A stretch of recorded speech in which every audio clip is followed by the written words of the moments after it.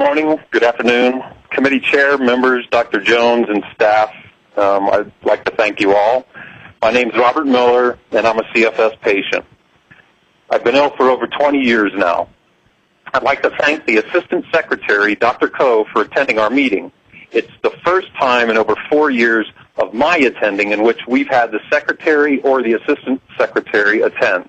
And I hope that Dr. Coe will follow CFS and CFSAC closely, as prior administrations have failed to give this patient population of 1 to 4 million people the medical concern that we deserve. I also want to thank the Secretary of Health for undoing the neglect we patients faced from the CDC by removing Dr. Reeves from the CFS program.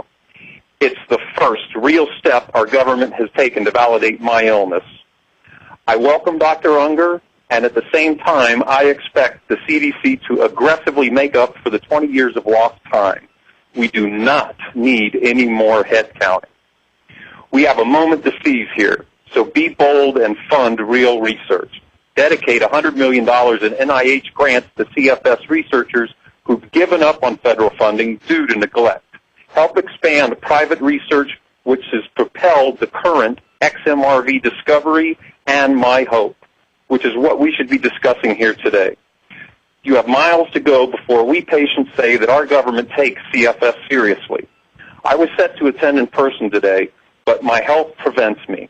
I had to move back to Reno last year from the D.C. area to be treated by one of the very few doctors who truly knows this illness, Dr. Daniel Peterson, and to the only facility where I could return to Ampligen, which I was just infused this morning, a drug which has been stonewalled by the FDA for over 20 years. Again, I ask, how is it that Ampligen has been safe enough for patients to self-pay and use for 15-plus years, but the FDA is still asking for research on lab rats? That's insane. You have 1 minute, Mr. Miller. Thank you. The FDA should be coordinating clinical trials for this serious illness, but it's chosen to be in the way just like the CDC was. As for the requests from April regarding input for the charter, the problem's not been the charter, as clearly CFSAC has been doing their part. The meetings must remain as two-day meetings to be truly productive, and an extension for some members would be key in keeping CFSAC moving forward, as Dr. Snell has suggested.